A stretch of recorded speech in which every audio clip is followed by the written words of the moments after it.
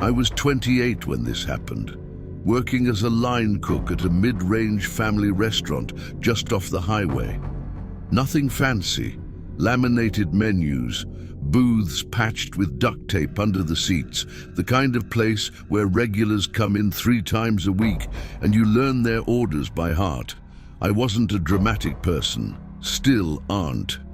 I showed up on time, kept my head down, and left work at work. I lived alone in a small apartment about 15 minutes away. This was late fall, right before daylight savings ended, when the evenings started to feel heavier than usual. The restaurant closed at midnight on weekdays. On paper, my shift ended at 12:30. In reality, it was often closer to 1 a.m. after cleanup, trash runs, and making sure the doors were locked. That night started like any other. A Tuesday. Slow enough that time dragged, but busy enough that you couldn't relax. I remember because Tuesdays were soup rotation days, and I hated Tuesdays. I was tired, a little irritable, and already thinking about the leftover pizza waiting in my fridge at home. Nothing about the day felt special. No bad feeling, no warning. Just another shift in a place I'd worked for nearly 3 years without incident. That's what still bothers me the most. Dinner rush came and went in waves. A family with loud kids. A couple arguing quietly over pasta. A group of truck drivers who smelled like diesel and ordered everything fried. I worked the grill, flipping burgers, timing steaks, wiping sweat off my forehead with the back of my wrist. The radio in the kitchen played an old rock station, just loud enough to cut through the hum of the exhaust fan. Around 10:30, things slowed to a crawl. Servers leaned against counters, scrolling their phones between tables. One of them, Jenna, asked if I wanted coffee. I said yes, even though I shouldn't have. By 11, we had only 2 tables left. One was a middle-aged man working on a laptop, nursing a beer. The other was a guy sitting alone in a booth near the back. I didn't notice him at first. He blended in. Dark jacket, baseball cap pulled low, nothing memorable. He ordered coffee and fries and barely touched either. That wasn't unusual. Late-night customers sometimes just needed somewhere warm to sit. But every time I glanced through the service window, he was still there, still sitting, still watching the room without really looking at anything. At 11:45, the laptop guy left. The dining room was quiet, except for the soft hum of the lights and the clink of silverware as Jenna reset tables. "Last call," our manager called out, already tired. The guy in the booth didn't react. Jenna approached his table with the check. I watched through the window as she spoke, smiling politely. He didn't look at her at first. When he did, it was slow, deliberate. She came back a minute later, eyebrows slightly furrowed. "He says he's waiting for someone," she told me under her breath. "But he won't say who."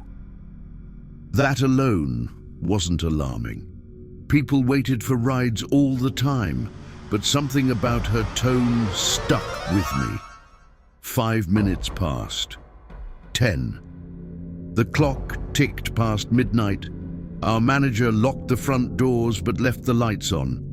Standard procedure if someone was still inside. Jenna went back to the booth. "I really need you to head out," she said, louder this time. I couldn't hear his response, but I saw her stiffen. She laughed nervously, then walked back quickly. "He asked if we always close together," she said. "Like, staff-wise." That made my stomach tighten. The man finally stood up. He paid in cash, exact change, and walked toward the door. As he passed the kitchen window, our eyes met for a second. His expression didn't change. No smile, no anger. Just flat attention. When the door shut behind him, the room felt lighter, like pressure releasing. "Creep," Jenna muttered. I agreed. and forgot about him within minutes. We finished closing procedures around 12:45. Jenna left first, waving as she crossed the parking lot. I stayed behind with the manager to take out trash. The dumpster was behind the building, past a dark service alley. I hated that part of the job, but never said anything. I was halfway back inside when I heard footsteps. I assumed it was the manager until I realized they were too slow, too measured. I turned. The man from the booth stood near the edge of the lot, partially lit by a flickering light. Same jacket, same cap. "Hey," he said, voice calm. "You still open?" "No," I replied. "We're closed." He nodded, as if expecting that. "I just needed to ask something," he said. "Did she leave already?" My chest tightened. "Who?" He smiled slightly, not friendly, more like satisfied. "The girl," he said, "the one with the ponytail." I didn't answer. I walked faster toward the door. He followed, not rushing, just keeping pace. "Hey," he called, "I'm not doing anything wrong." I reached the door and pulled it open, heart pounding. Inside, I locked it behind me. Through the glass, I watched him stand there for a moment. Then he leaned in, pressed his forehead lightly against the door, and stared at me. No anger, no urgency, just patience. The manager had already left through the side exit. I was alone. I backed away from the door, phone shaking in my hand. I dialed 911 but hesitated before hitting call. What would I say? A guy asked a weird question. Before I could decide, he knocked. Soft, controlled. "Can you help me?" he asked through the glass. I didn't respond. He knocked again, louder. "I know she drives the blue sedan," he said. "I just want to make sure she got home."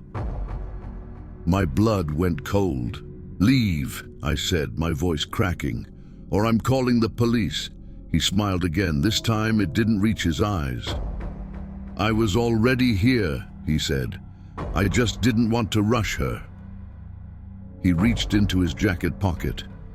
I finally hit call. As the phone rang, he stepped back, hands visible.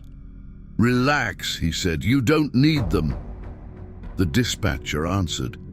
I spoke quickly, words tumbling over each other. When the man heard sirens in the distance, faint but real, his expression changed. Just slightly. He turned and walked away into the darkness between parked cars. By the time police arrived, he was gone. The police took my statement, nodding but unimpressed. They checked the area, took notes, and told me there was nothing they could do without a direct threat. Jenna didn't come in for a week. When she did, she quit. I changed my schedule, took different routes home, jumped at footsteps behind me. Management installed a new light in the parking lot. It flickered just like the old one. Nothing ever came of it, no reports, no arrests, just the memory of how calm he was, how prepared. It's been 3 years. I don't work in restaurants anymore. I don't stay late anywhere if I can help it. Sometimes when I stop for coffee at night, I catch myself scanning booths, looking for a man who isn't eating, isn't drinking, just waiting. And every time I see someone sitting alone in the back, watching the door instead of the room, I leave before my cup is empty.